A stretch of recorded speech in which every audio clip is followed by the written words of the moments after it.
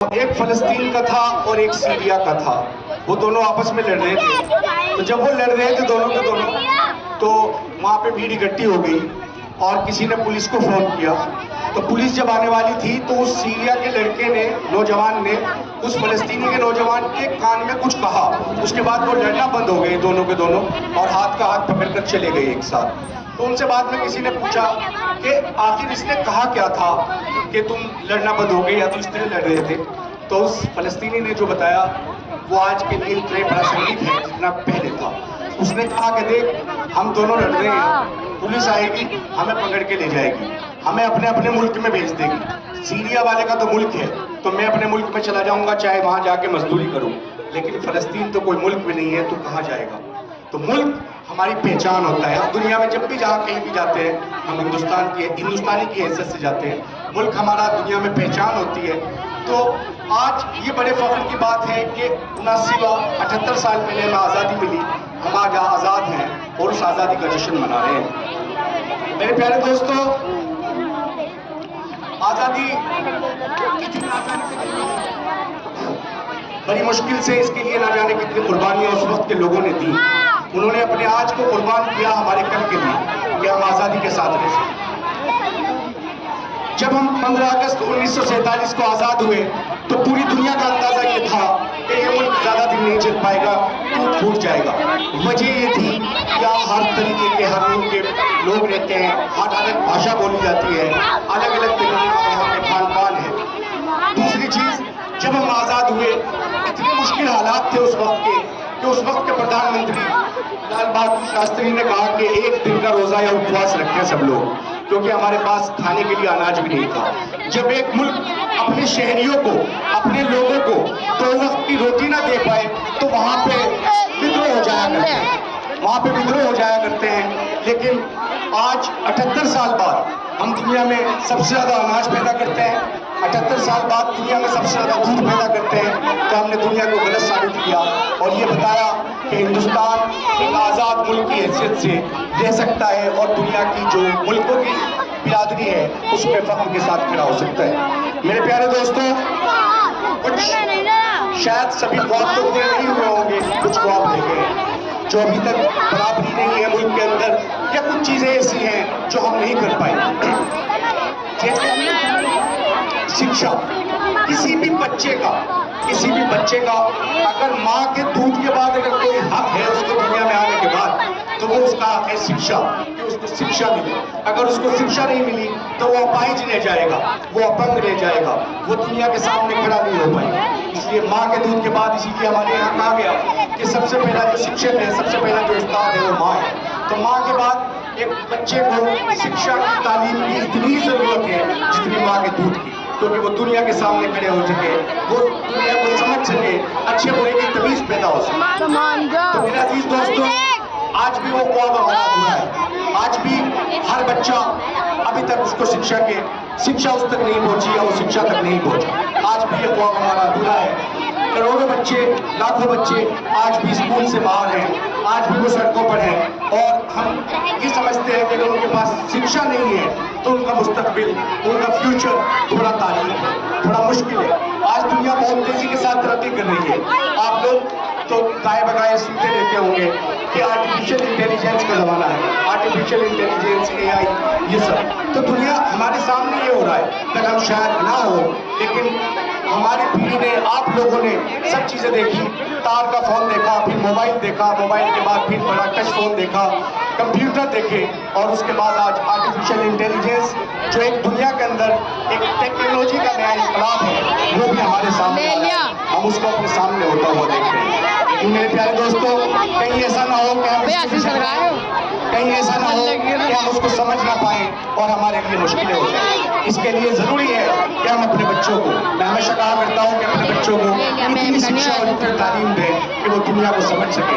दुनिया बहुत जालिम है, जब तक आपके पास वो समझ नहीं होगी कि आप अच्छे और बुरे की तमीज़ को समझ सकें तो बड़ा मुश्किल होगा इन बच्चों को। तो हम अगर कुछ कर सकते हैं तो सिर्फ इतना कर सकते हैं, हो सकता है जो आज हमारे ख्वाब अधूरे हों, कल 20-30 साल बाद हम इस दुनिया में मौजूद ना हो, लेकिन ये जो बच्चे बैठे हुए हैं, अगर इनके पास वो हुनर होगा, इनके पास वो शिक्षा होगी, तो ये मुल्क भी आगे आगे चला जाएगा और ये कौम भी आगे चली जाएगी। क्योंकि जरूरी नहीं होता कि पेड़ लगाने वाला हमेशा फल खाता है। उन्होंने मौलाना का एक मशहूर शेर है कि यही तारीफ है इन मकानों की, बनाने वाला हमेशा बरामदों में रहा। लेकिन वो बरामदों में रहता है, जो घर का बुजुर्ग होता है वो कमरे बनाता है, कमरे में नौजवान चले जाते हैं, लेकिन वो बरामदों में रहता है। लेकिन हमारी तारीफ यही है कि हम अपने लिए नहीं करते, हम दूसरों के लिए करते हैं। यही हिंदुस्तानी समाज की, यही इस मशरकी समाज की खूबसूरती है। मेरे अजीज साथियों, मैं आपका ज्यादा वक्त न लेते हुए मैं आपसे एक बात फिर, क्योंकि कुछ ख्वाब अधूरे हैं आज भी। शिक्षा और सेहत, ये शिक्षा और सेहत ये समाज का काम नहीं है देना। शिक्षा और सेहत का काम है रियासत का काम, सरकार का काम, कि वो हमारे बच्चों को शिक्षा दे और जो बीमार है उनको सेहत, उनके लिए आपका हेल्थ का उनका ध्यान रखे। लेकिन बदकिस्मती से आज भी 78 साल बाद हम इसमें पीछे रह गए हैं। तो कोशिश है कि जब कोई और करेगा उसको, तो जरूरी है, मैं हमेशा कहा करता हूँ कि किसी प्राइवेट स्कूल की और किसी प्राइवेट अस्पताल की जरूरत नहीं है अगर सरकार अपनी जिम्मेदारी बखूबी निभाए। ये दो चीजें सरकार लोगों को देने लगे। लेकिन बदकिस्मती से हमें हिंदू मुसलमान में बांट दिया जाता है, काले में गोरे में बांट दिया जाता है, पूरब में पश्चिम में बांट दिया जाता है, साउथ में नॉर्थ में बांट दिया जाता है, ताकि जो असली मुद्दे हैं वो कहीं ना कहीं दबके रह जाए। मेरे अजीज दोस्तों, आपकी जिम्मेदारी है, मैं समझता हूँ इस बात को कि तालीम शिक्षा आजकल बहुत महंगी हो गई है। मुझे किसी ने बताया 1-2 दिन पहले कि बहुत मुश्किल है आज के टाइम में एक बच्चे की पढ़ाई में 30-30, 40-40 हज़ार रुपये महीना खर्च हो रहे हैं। और वो तो यहाँ है। जब मैं इस दुनिया में जाता हूँ, दिल्ली, गुड़गांव, नोएडा में, तो मैं जैसा हमारे साथ के लोग होते हैं तो वो बैठते हैं, तो जैसा हमारी उम्र के लोग हैं तो उनके बच्चे हो गए हैं, तो जाहिर सी बात है वो बच्चों की बातें करते हैं। तो जब भी कहीं बैठे होते हैं तो बात होती है कि मैंने अपने बच्चे का दाखिला वहाँ कराया, अपने बच्चे का एडमिशन वहाँ कराया। तो उनका जब मैं सुनता हूँ, दूसरी व्यक्ति सुनता हूँ कि 1 लाख रुपये नर्सरी की फीस है, तो मैं समझता हूँ कि ये क्या है। ये एक दीवार बना दी गई कि उस दीवार में 1 लाख रुपये महीना तो नहीं दे सकता ना।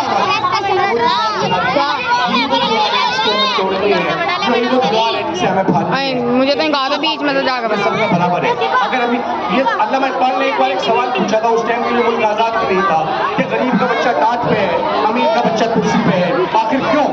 बच्चा तो बच्चा है।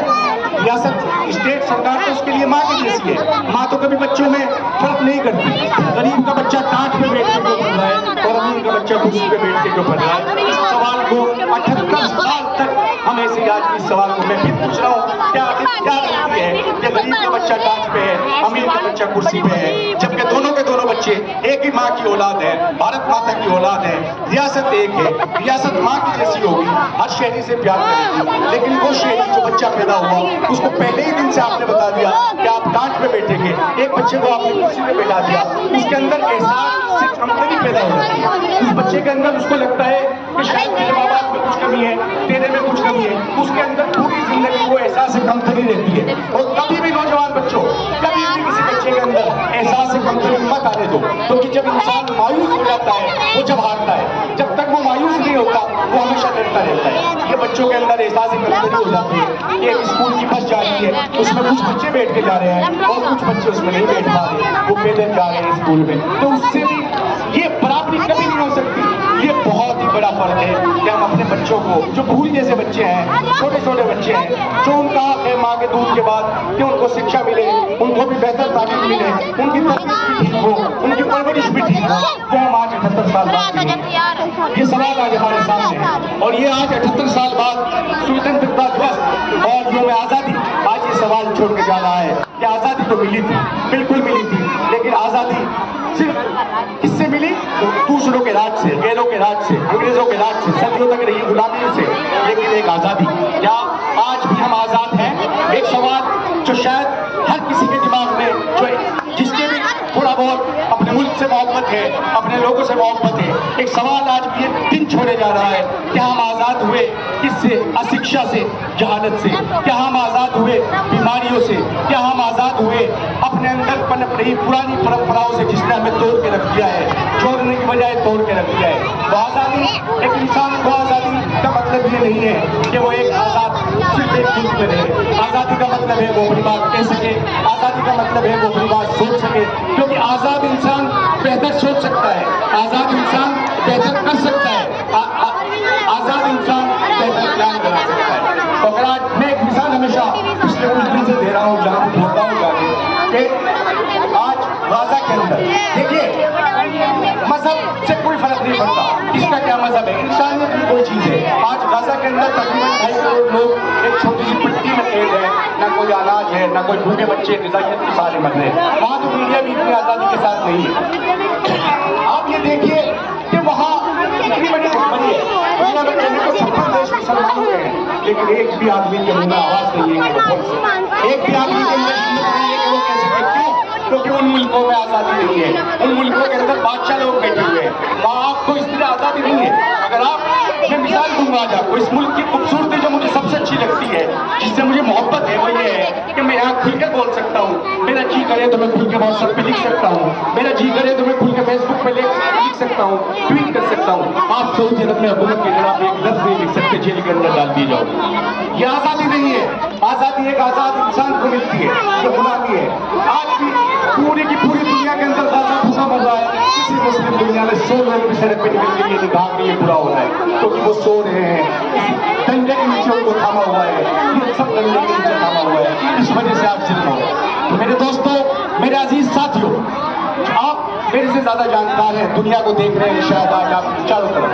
आज इस मुल्क के अंदर फर्क आया है, बोलने पे, लिखने पे पूरी पाबंदियां लगी हैं, लेकिन ये इस मुल्क की खूबसूरती है, इस मुल्क की खूबसूरती है कि यहाँ चीजें आती रहती है, जाती रहती है। कुछ लोगों ने इमरजेंसी भी देखी, इमरजेंसी के टाइम भी यही हुआ था। तो ये सब चीजें आएंगी जाएंगी, लेकिन हिंदुस्तानी माशरा, हिंदुस्तानी समाज पिछले 75-78 साल में इस तरीके बदल चुका है कि वो अपनी आज़ादी की हिफाजत करना जानता है। हम दुनिया में आज आप टैरिफ वगैरह पता नहीं क्या क्या सुन रहे होंगे, लेकिन आज़ाद रहने की कीमत चुकानी पड़ती है। आप ऐसे आज़ाद नहीं रह सकते। तो मेरे अजीज साथियों, जहाँ ये आज़ादी का दिन आज जश्न का दिन है, 78 साल हो गए, 79वां है, वहाँ उन सवालों का भी ध्यान रखें। मेरे दोस्तों, मैं आखिर में एक ही बात कहूँगा कि देखिए, अगर आप ये सोचते हैं कि गरीबी और जहालत से कोई अलादीन का चिराग आपको निकाल सकता है, तो ये गलत है। कोई नहीं निकाल सकता। आपको अगर इस गरीबी और जहालत की दलदल से निकलना है, समाज के अंदर खड़ा होना है, तो उसके लिए 3 चीजें क्लियर है। पहला है उसमें अपने बच्चों को सही तालीम देना। उनके पास जब शिक्षा होगी तो वो अच्छे बुरे में फर्क महसूस कर पाएंगे। दूसरी चीज, अपने बच्चों को हुनर देना। अगर मैं समझता हूँ पढ़ाई बहुत महंगी है, हर कोई नहीं पढ़ा सकता, लेकिन उनको इतना हुनर सिखा दो कि वो बेरोजगार न रहे।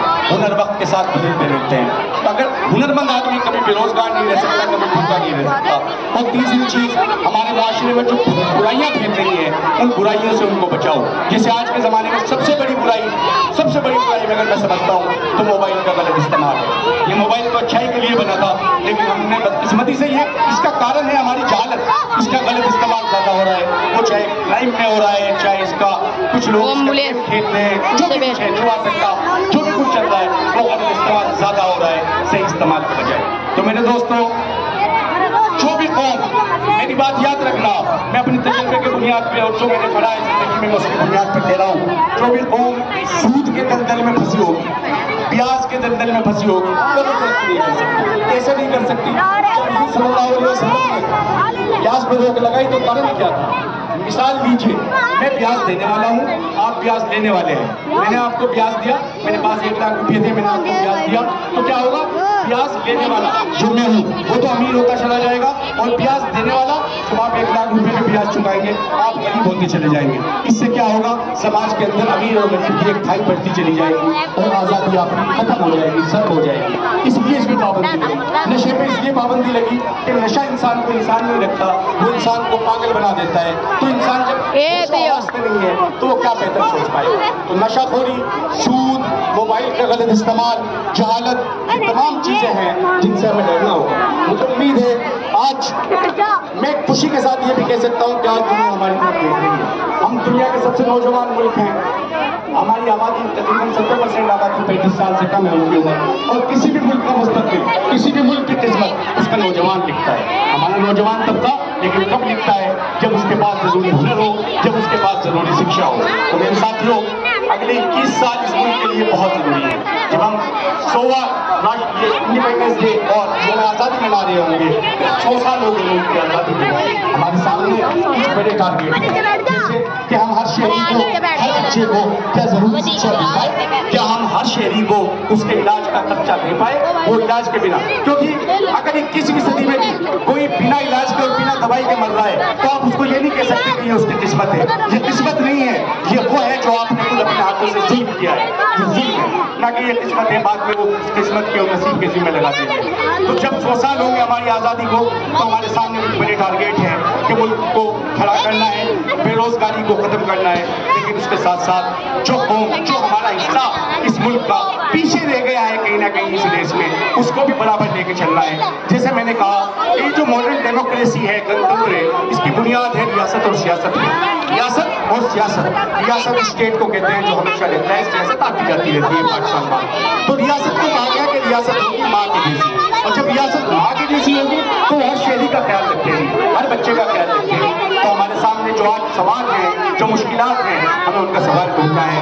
लेकिन महज सरकारें सब कुछ नहीं किया करती। किसी भी समाज को आगे बढ़ाने के लिए आपको, मुझे अपने कंधे, अपनी जिम्मेदारियों से भाग नहीं सकते। हम जो भी हम कर सकते हैं, छोटे से छोटा भी काम कर सकते हैं, वो हमें करना चाहिए। हम कुछ भी नहीं कर सकते, इतना तो कर सकते हैं कि जब हमारा बच्चा स्कूल से आए तो हम उसके कंधे पे हाथ रख के कहें कि बेटा तो सही पढ़ रहा है, सही काम कर रहा है। कभी भी बच्चों को जितना आप उनको पढ़ाएंगे, उनकी हिम्मत बढ़ाएंगे, वो उतनी ही तरक्की करेंगे, उनके अंदर जोश आएगा, वो और पढ़ेंगे और शायद वो एक बेहतर नागरिक और बेहतर समाज की बुनियाद रख सके। तो मेरे दोस्तों, मेरे जहन में यही तमाम बातें थी जो मैं कहना चाहता था।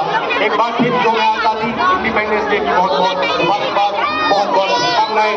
आज 78 साल बाद हम दुनिया के सामने खड़े होकर कह रहे हैं कि हम टूटे नहीं, फूटे नहीं। आज भी हिंदुस्तान 1947 में जैसा मिला था विरासत में, उसको वैसा ही रखा, बल्कि तरक्की की। दुनिया के नक्शे पर हम खड़े हैं, बस फर्क ये है कि हमारे यहाँ थोड़ा बराबरी में पीछे नहीं। वरना दुनिया में हम आज दुनिया के सबसे ज़्यादा डॉक्टर हिंदुस्तान में पैदा होते हैं, सबसे ज़्यादा डॉक्टर, सबसे ज़्यादा इंजीनियर्स इस मुल्क के अंदर है, साइंटिस्ट इस मुल्क के अंदर है। न जाने कितने बड़ी बड़ी कंपनियों के CEOs इस मुल्क के हैं और मंगल तक भी पहुंचने की कोशिश कर रहे हैं, चांद तक भी पहुंच गए हैं। बस कोशिश ये करनी है हमें कि चांद तक तो हम पहुंचे, लेकिन जो हमारा हिस्सा, जो हमारे समाज का हिस्सा पीछे रह गया है, हम उसको भी अपने साथ बराबरी में कदम के साथ मिलाकर चलें, ताकि वो एक ख्वाब पूरा हो सके कि सबको बराबरी, सबको इंसाफ और सबको जो भी चीज़ उसको मिलनी चाहिए वो उसको मिलती रहे। मैं उम्मीद करता हूँ, और ये मेरी उम्मीद ही नहीं, शायद अगले 20-25 साल मैं ना हूँ या आप ना हो इस दुनिया के अंदर, लेकिन अगर हमारा आज